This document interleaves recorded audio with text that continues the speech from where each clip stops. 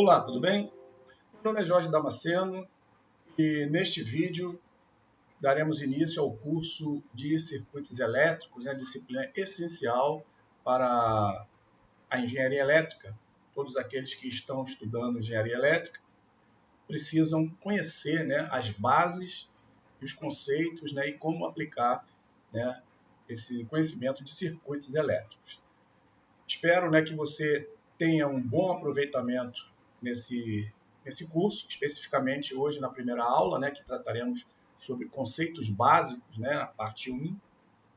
Você realmente tenha proveito e possa aplicar isso, no decorrer desse curso.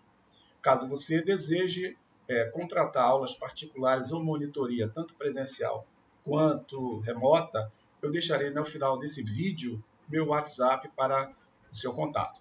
Tá bom? Então vamos lá, vamos começar.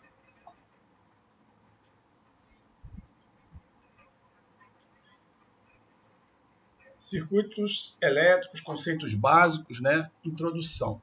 Então, como eu falei, essa disciplina, ela é a base, para todo aluno, que estuda engenharia elétrica. Então, ele é um curso essencial, fundamental, que vai dar suporte a várias outras disciplinas dentro da engenharia elétrica. Então, é importante, eu diria o seguinte, que o aluno que não souber, não conhecer, digamos assim, os conceitos básicos, essenciais do circuito elétrico, seguramente vai ter muita dificuldade no decorrer do seu curso, tá bom? Então vamos lá, vamos começar a ver o que interessa.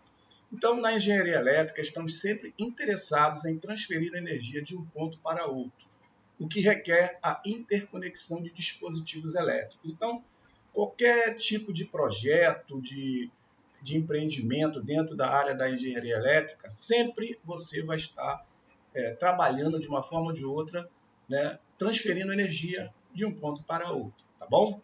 Então, esse é o conceito básico, essencial, tá bom? Então, vamos lá, continuar.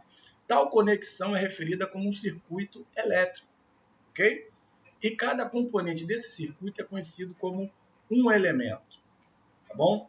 Ou seja, um circuito elétrico, se a gente estiver numa residência, que é o ponto mais, é um local mais simples, para a gente entender isso, quando você tem lá uma geladeira, uma televisão, são elementos, dentro do circuito que é o circuito elétrico da residência, residencial, tá bom?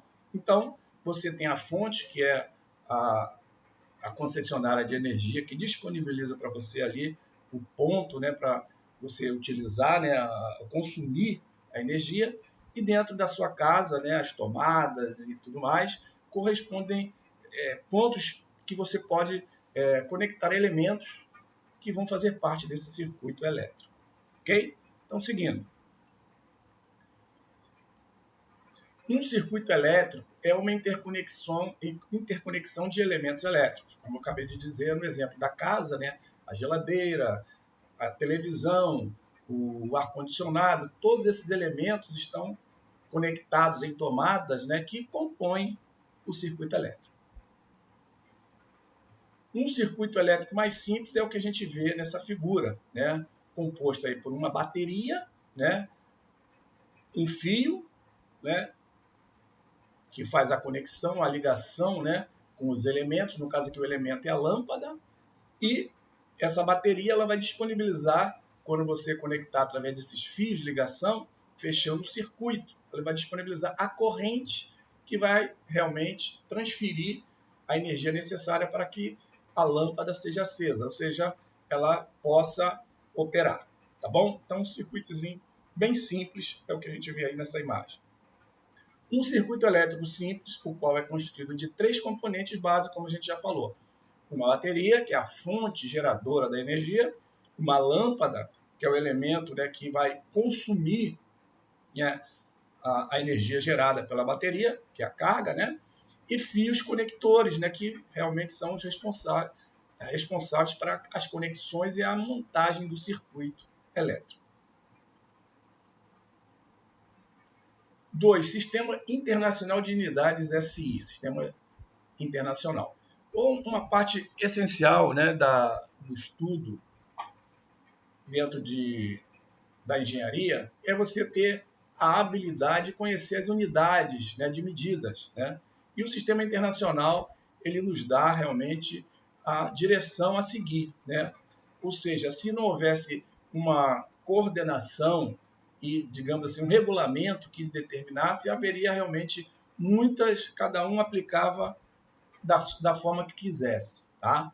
Então, o sistema internacional, com a definição dessas unidades, ele veio, digamos assim, determinar uma ordem lógica, uma ordem realmente que causa, né, digamos assim, uma simplicidade, simplifica, né, o conhecimento, né, e a troca de experiências, né, entre, digamos assim, engenheiros, né, vamos dizer, de vários países, tá bom? Ou seja, quando você trabalha com unidades, né, comuns, isso facilita muito, mas como em toda regra tem exceção, a gente vai comentar isso a seguir. Então, nesse sistema, existem 7 principais unidades, das quais as unidades de todas as outras quantidades físicas podem ser derivadas, tá bom? Então, a tabela 1.1 mostra as 6 unidades do SI e uma unidade derivada que é relevante para o nosso estudo. Então, vejamos, tá? Então, essa é a tabela 1.1, onde temos aqui a grandeza física, a unidade básica e o símbolo, tá? Comprimento, metro, né? Muito utilizado. Massa, quilograma, né? Ali o símbolo kg, já bem conhecido da física. O tempo, segundo, tá? Que a gente, dentro da elétrica, também utiliza muito, é a questão do tempo. Corrente elétrica, não precisa nem dizer, né? Que é essencial dentro do estudo, né? Da engenharia elétrica, que tem como unidade 1 ampere, símbolo A maiúsculo. Temperatura termodinâmica, o Kelvin, né? O K. Intensidade luminosa, o candela, CD. E a carga, né? Que foi aquela unidade que ele derivada, né, que é muito relevante, que é o Coulomb, né, a carga dada em Coulomb, que é muito utilizada também dentro da engenharia elétrica. Embora as unidades do Sistema Internacional tenham sido oficialmente adotadas pelo Instituto de Engenharia Elétrica e Eletrônica, o IEEE, certas unidades inglesas não definidas no SI são comuns nos Estados Unidos. Como eu falei, né, sempre toda regra tem exceção. Então, nos Estados Unidos ainda se aplicam, né, digamos assim, essas unidades que não são comuns, né, no SI e que a gente vai ver rapidamente aqui, tá bom? Mas, né, o importante é a gente focar, no nosso caso, no sistema internacional, mas não custa nada a gente mencionar algumas questões, né, de fronteira, né, porque na vida profissional a gente não sabe o que vem pela frente. Então, se oportunamente você tiver, digamos, necessidade de lidar com essas outras unidades, você vai saber como fazer as conversões. Então, vamos lá. Ocasionalmente, você precisará converter unidades fora do SI para a unidade do SI, utilizando a tabela 1.2. Então, nessa tabela, a gente tem aqui, né, várias unidades, vários tipos de unidade de medida, né, vamos dizer assim, e a forma como você faz essa conversão. Então, os fatores de conversão. Se você tem um comprimento em polegadas, IN, né, e quer converter para metros, M, basta multiplicar por 0,0254. E aí vai, né, vários tipos, né, de comprimento, tem polegadas, pés, jardas, milhas, milésimo de polegada, né, e a forma para você converter dentro das unidades do SI, né, que no caso a gente utiliza mais o metro, como a gente mostrou. E aqui os fatores de multiplicação. Volume, da mesma forma, né, e como fazer a transformação para litros ou metros cúbicos. Massa, né, libras para quilograma. Tempo, horas, segundo, como fator de multiplicação. Força, né, pounds, libras, né, em newtons. Potência, né, o cavalo a vapor, HP, né, e no sistema internacional, o watt, que a gente utiliza, basta multiplicar 746, que você transforma de HP para watt. Energia também muito utilizado, libras-pé, ou seja, FT, LB para joule, basta multiplicar por 1,356. Quilowatt-hora, né, unidade de medida de consumo de energia, né, quilowatt-hora, para joule, 3,6 vezes 10 a sexta. Lembrando que, mesmo aqui no Brasil, né, as concessionárias utilizam basicamente, né, esse tipo de unidade, né, quilowatt-hora. Então é importante você utilizar também, tá bom? Então, com essas informações aqui, você já cobre basicamente toda a demanda que estiver fora aí do sistema internacional. Continuando aqui, vamos bater um papinho rápido também sobre notação científica e de engenharia. Eu creio, né, que você, quando estudou lá na física, né, no básico da engenharia, o seu professor deve ter tocado nesse assunto. E eu entendi, né, sendo importante, né, a gente trazer rapidamente aqui, mais uma vez, porque esse tipo de aplicação ela é essencial dentro da engenharia, né? Então, existem muitas pessoas, muitos alunos, mesmo dentro da engenharia, que têm dificuldade de lidar com esse tipo de notação. Então, a gente vai ver que é uma coisa bem tranquila, né? E que realmente no decorrer, né, desse curso a gente vai estar precisando, né, utilizar esse tipo de notação. Então, em ciência e engenharia, encontramos frequentemente números muito pequenos e muito grandes. Esses números muito pequenos ou grandes podem ser expressos por uma das seguintes notações, como eu acabei de falar: notação científica, notação de engenharia. Então, a notação científica emprega a potência de 10.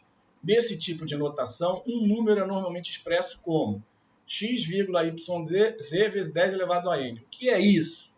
A gente vai ver que isso é bem simples, bem tranquilo. Na notação científica, expressamos um número em potência de 10 com um único dígito diferente de zero à esquerda do ponto decimal, tá? Que é esse aqui, tá? Então, continuando. Por exemplo, convertemos o número 0,00578 para a notação científica, deslocando-se o ponto decimal 4 posições para a direita. Ou seja, 0,000, vamos adiantar 1, 2, 3, 4. Aqui, ó, 5,78.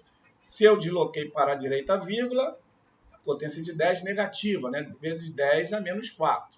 Ou seja, né, a notação científica você vai estar aqui trabalhando entre 1 e até 9, né? 5, 6, 9, alguma coisa. Já 10, com 2 algarismos aqui à esquerda da vírgula, não pode. Notação científica é somente um algarismo à esquerda da vírgula. E esse número é a partir de 1. De modo semelhante, em notação científica, o número 423,56 torna-se 4,2356. Ou seja, a vírgula caminha 2 casas para a esquerda. Consequentemente, eu multiplico potência de 10 elevada ao quadrado, porque eu andei 2 casas para a esquerda, multiplico, né, por 10 elevado ao quadrado para não alterar o valor numérico. Ok? Então, mais uma vez, a gente percebe, ó, aqui o número à esquerda da vírgula é um algarismo somente, o qual é obtido movendo-se o ponto decimal 2 posições para a esquerda.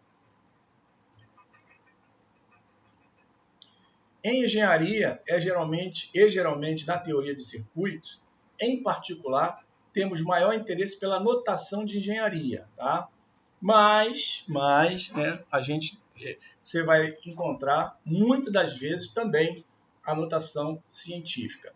Eu sei que realmente existe uma grande demanda em notação de engenharia, mas a notação científica você também encontra com bastante frequência, tá bom? Eu coloquei aqui só com a intenção de mostrar, digamos assim, uma tendência, né? Mas notação científica a gente encontra bastante. Em notação de engenharia, expressamos um número utilizando determinadas potências de 10, conforme mostrado na tabela 1.3.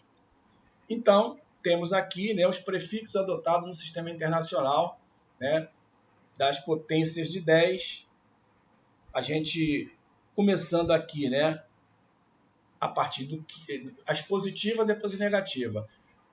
Observe que é normalmente de 3 em 3, ela cresce, né? 10 a terceira quilo, aí mais, vezes 1000, né? Mais vezes 10 a terceira, 10 a sexta mega, quilo é um K minúsculo, mega M maiúsculo, giga 10 a nona é um G, tera 10 a segunda, T maiúsculo, 10 a 15 peta, 10 a 18 hexa, 10 a 21 zeta, 10 a 24 iota. E aqui os símbolos à direita. Lembrando que, né, de uma forma geral, você vai ter muito contato aqui nos lados positivos com quilo, mega, giga, eventualmente tera, né? Normalmente esses 3 casos aqui.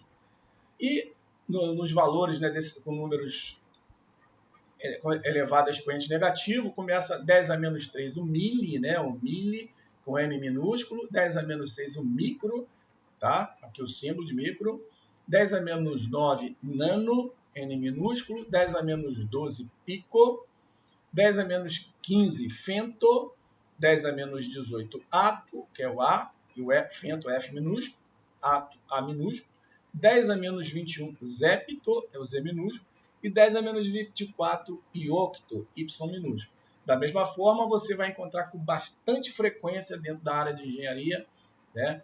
Principalmente na eletrônica, valores como mili, micro, nano e pico, tá? São os mais comuns, tá? Principalmente quando se trata, né, de valores de capacitores que são pequenos, né? Microfarad, picofarad, nanofarad. Então, você vai encontrar muitos com esse tipo de símbolo, né? De prefixo mili, micro, nano e pico, os mais comuns. Na notação de engenharia, um número pode ter de 1 a 3 dígitos à esquerda do ponto decimal. Então, aqui, diferentemente da notação científica, que é um algarismo à esquerda da vírgula, a notação de engenharia pode ser de 1 a 3, permitido de 1 a 3 dígitos à esquerda do ponto decimal. Por exemplo, 0,0006 segundo é expresso em notação de engenharia como, vou avançar, 3 casas à direita, mais 3 à direita, vou avançar 6 casas à direita. Se eu avançar 6 casas à direita, eu estou trabalhando aqui com micro, não é isso? 10 a menos 6, micro. Micro, ou seja, vai ser 1, 2, 3, 4, 1, 0, 5, mais outro 0, 6. 600 microsegundos. Tá? 3 casas, digamos assim, considerando que vírgula zero, né, zeros à direita não é significativo, tá? Então 600 microsegundos. Movemos o ponto decimal 6 posições para a direita e o prefixo representando 10 a menos 6, como eu falei, é expresso, né, em micro, como micro. Continuando aqui, de modo semelhante, 145.300 metros é o mesmo que 145, 3 casas, né? Lembra de 1 a 3, vírgula 300, ou seja, eu vou recuar a vírgula 1, 2, 3, 145,3 quilômetros, né? 10 a terceira, positivo, ó, quilômetros, tá? Ok? Nesse caso, o ponto decimal foi deslocado 3 posições para a esquerda e o prefixo representando 10 a terceira é expresso como K minúsculo, né, de quilo. Seguindo aqui na tópico 4, né, dos conceitos básicos, estamos na parte 1, lembrando, carga e corrente. Né? Vamos definir rapidamente que seja esses dois elementos, né, já lembrando, né, que circuitos elétricos, essa disciplina, em tese, né, vocês já devem ter tido a disciplina chamada, né, em muitas faculdades de Física 3, né, Eletricidade e Magnetismo, onde você já teve contato, né, ou deveria ter, né, com a definição de carga e corrente. Mas, de qualquer forma, estamos aqui para trazer novamente, né, para aqueles que já viram e, eventualmente, se alguém não tenha visto, né, ter a oportunidade de ter o contato. Então vamos lá. A quantidade mais básica em um circuito elétrico é a carga elétrica, né? A mais básica, essencial. Cargas de mesma polaridade ou sinal repelem uma a outra, enquanto cargas de polaridades opostas se atraem, né? Esse é aquele conceito, né, de cargas de mesmo sinal se repelem, cargas de sinais contrários, né, se atraem, né? Ou seja, as cargas essenciais, né, o próton e o elétron, né, do átomo, né, que é composto por prótons, elétrons e nêutrons, tá bom? Então, isso significa que todos os fenômenos elétricos são manifestações das cargas elétricas. Muito importante isso aqui, tá? Todos os fenômenos elétricos são manifestações das cargas elétricas, tá bom? Então, é a base essencial da eletricidade. Continuando, cargas elétricas têm polaridade. Elas são positivas, como eu já antecipei, mais, ou negativas, menos. A carga elétrica, comumente chamada de Q, ou maiúsculo ou minúsculo, depende da literatura do que você estiver usando, não tem problema, é uma propriedade da matéria responsável por fenômenos elétricos, medidos em coulombs. Então, a unidade de carga elétrica é o coulomb, C, ok? Toda matéria é feita de átomos, e cada átomo é composto por elétrons, prótons e nêutrons, né? Isso aqui são os componentes básicos, né, do átomo, né? Como já sabemos. Os elétrons, cargas negativas, os prótons, cargas positivas, nêutrons, né, como o nome já está dizendo, carga neutra. Aqui, né, uma figurinha mostrando que a estrutura atômica, né, onde está apresentando aqui o núcleo, né, o próton, temos o núcleo, com a indicação do próton no núcleo, e 4 elétrons, né, que estão em órbita aqui desse elemento, tá? Dessa estrutura atômica, tá bom? Então, um exemplo, né, de uma estrutura atômica. Como os elétrons carregam cargas negativas, a carga transportada por um elétron é menos negativa, né, menos 1,60 vezes 10 a menos 19 coulomb, carga essencial, né, um valor de um elétron. Um próton carrega a mesma quantidade de carga, porém com polaridade positiva. O valor, o módulo é o mesmo, porém, né, o valor do próton é positivo, né, o valor é o mesmo, 1,60 vezes 10 a menos 19 coulomb, tá? Novamente aí nossa estrutura atômica, tá? Só para referência. Um número igual de elétrons e prótons deixa um átomo eletricamente neutro, tá? Normalmente, né, os átomos estão em equilíbrio. Quando há um desequilíbrio, aí é analisado em termos de ganho de elétron ou perda de elétrons, que a gente vai comentar. A carga vem em múltiplos da carga do elétron ou do próton, tá? Como mostrado na figura 1.5, cargas diferentes atraem uma a outra, enquanto cargas iguais repelem uma a outra. Então, esse conceito, né, que a gente já conversou, né? Cargas positivas e negativas vão se atrair, enquanto cargas positivas somente vão se repelir, ou cargas somente negativas também. Cargas opostas, aqui no ar, se atraem. Cargas iguais se repelem, tá? Beleza?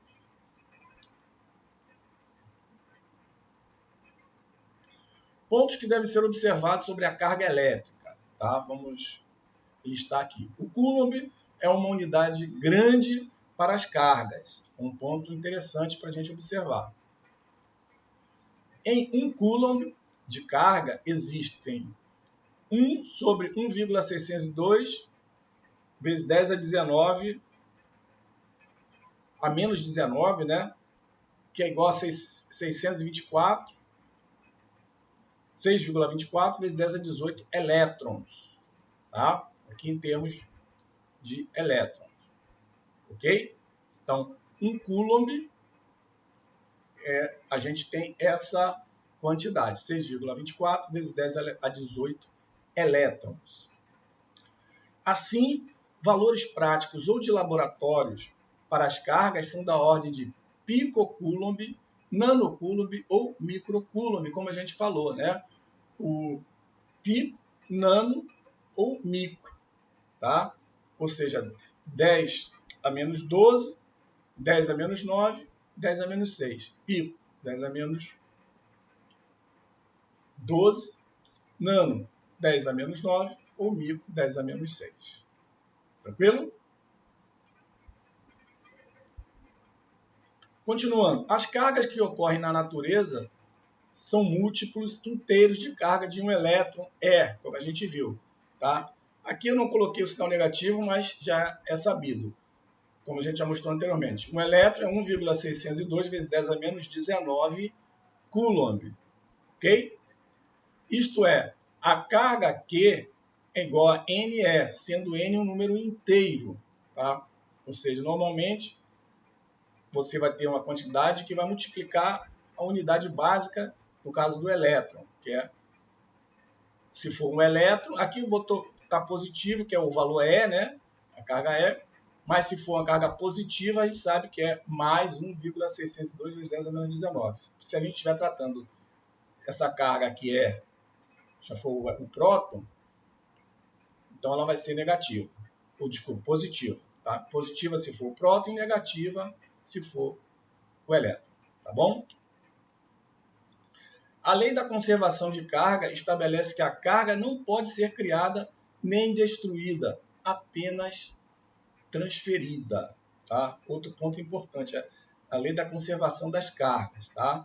Isso é muito importante também a gente saber.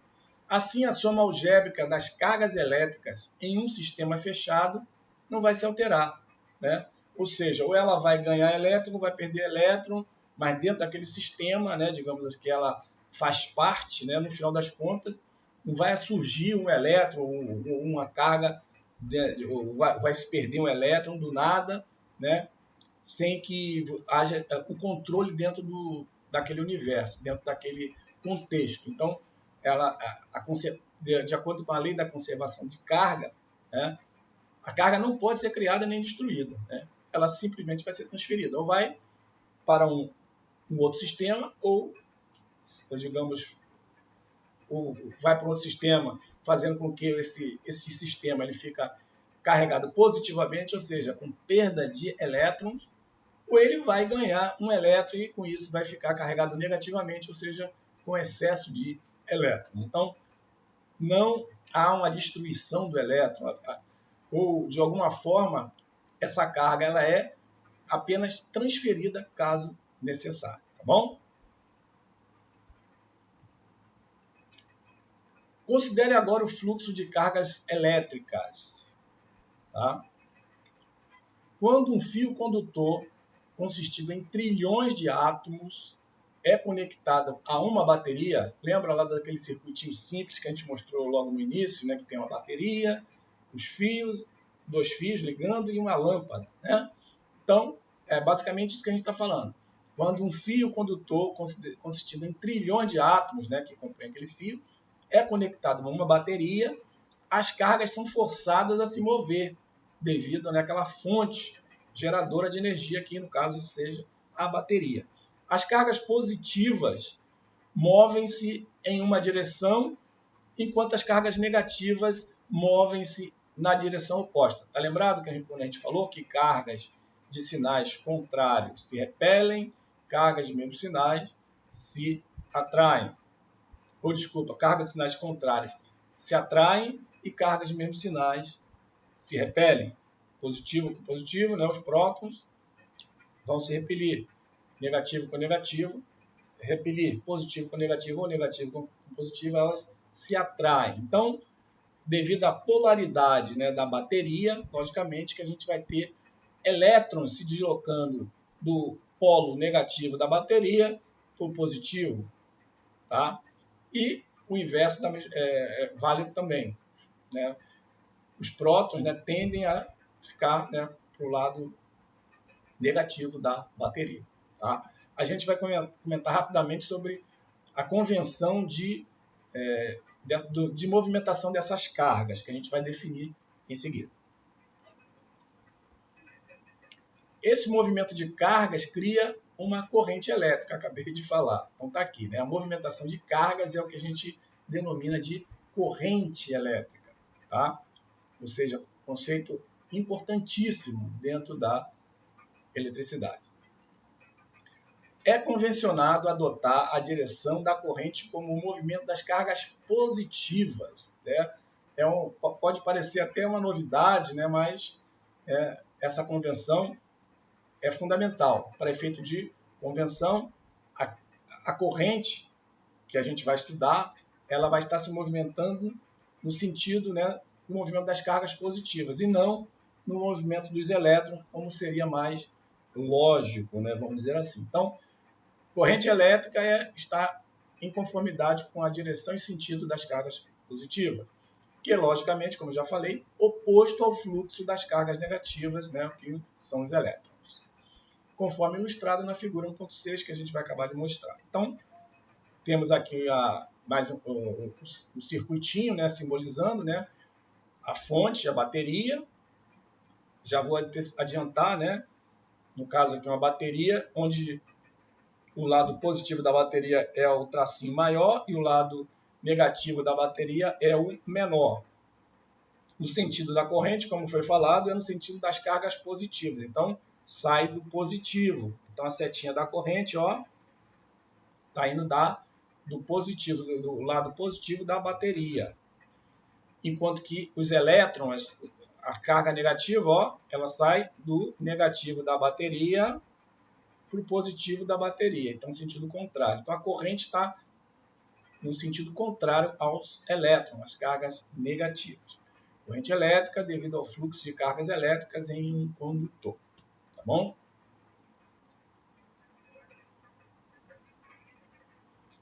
A corrente elétrica é a variação no tempo da quantidade de carga medida em amperes. Tá? Essa é a definição clássica de corrente, que a gente pode representar da seguinte forma. A relação entre corrente I, carga Q, o tempo é corrente I, variação no tempo da quantidade de carga, dQ, dt, a quantidade de carga por unidade de tempo. A carga transferida entre o instante t0 e o instante t é obtida integrando ambos os lados da equação de I. Então, a quantidade de carga entre um determinado intervalo de tempo é a integral de t0 a t de I dt. Tá? São duas expressões de fundamental importância também para circuito elétrico. Continuando, existem vários tipos de corrente. A carga pode variar no tempo de várias maneiras, as quais são representadas por diferentes tipos de funções matemáticas. Né? Então, aqui a gente já abre mais um leque de possibilidade. Né? No caso aqui, vários tipos de corrente, onde a carga pode variar no tempo de várias maneiras. Então, sempre a gente vai estar analisando, quando está tratando de carga, né, como ela se comporta à medida que o tempo passa. Tá? Então, e mais importante ainda, isso pode ser representado por funções matemáticas. Então, vejamos. Se a corrente não varia com o tempo, ou seja, a corrente se mantém constante à medida que o tempo passa, disse que a corrente é contínua, CC, ok?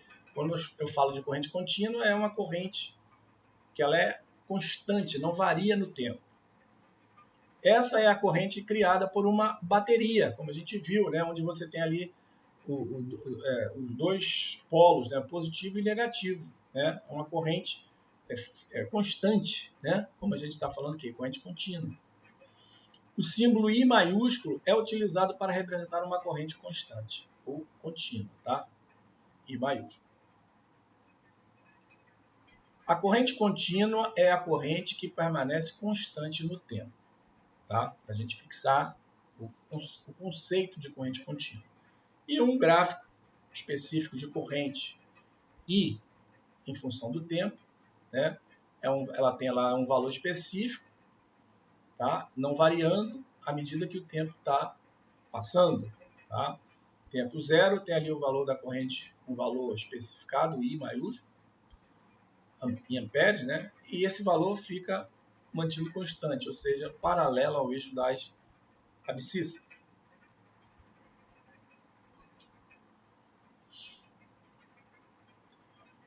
Continuando, uma corrente variante no tempo é representada pelo símbolo I minúsculo. Então, aqui a gente já pode observar duas simbologias, né? Corrente constante, corrente contínua, I maiúsculo. Corrente variante no tempo, I minúsculo. Uma forma comum de corrente variante no tempo é a corrente senoidal ou corrente alternada, CA. Muito comum a gente falar corrente alternada, mas existem também alguns que falam como corrente senoidal. Porém, corrente alternada, CA. Ok? A corrente alternada é encontrada em sua casa, né? Aquele exemplo de circuito que eu falei logo no início da nossa residência, tá? O tipo de energia, né, que a concessionária de energia elétrica disponibiliza é corrente alternada. Tá? Em alguns casos, né, tem lá o 110 volts, né, que é muito famoso, e 220, né? Mas isso aí é detalhe para bem mais à frente, né, para quem for estudar essa parte aí. Então, a corrente com tensão, né, também disponibilizada na residência é alternada. Usada para que a geladeira, a máquina de lavar, televisão e outros aparelhos elétricos funcionem, né, nesse circuito residencial. As correntes alternadas periodicamente invertem a direção do fluxo de corrente. Como ela é alternada, o nome já está dizendo, alternada porque realmente alterna, né, dependendo, né, do tempo, né, lá do período, né, específico. Ok? Então, ela temporariamente vai estar no positivo, inverte, depois fica negativo, então ela fica seguindo essa rotina. A corrente alternada é a corrente que varia periodicamente no tempo, como eu falei. Um exemplo típico, né, de corrente I variante no tempo é essa aí, né, uma senoide, por isso que ele fala corrente senoidal. Né? Em momentos ela está aqui acima do eixo horizontal, né, das abscissas, positiva, e outros momentos negativo. E a gente, partindo aqui do início, né, desse positivo, até o negativo, ele é retornando ao ponto neutro, aqui a gente tem um que chama-se de período, né, que tem uma metade aqui positiva e metade negativa é o período. Tá? Ok? Variando continuamente. Ok? Então, pessoal, terminamos aqui esta aula, né, esta aula número 1. Eu espero que ela tenha sido útil para você. Né? Apresento aqui a bibliografia e, como eu falei no início, o nosso contato, caso você deseje contratação de aulas particulares, presenciais ou remotas, né? Tanto dessa disciplina de circuitos elétricos, quanto outras disciplinas da engenharia elétrica. Então, desejo a vocês, né, a você, bons estudos e te espero na aula número 2.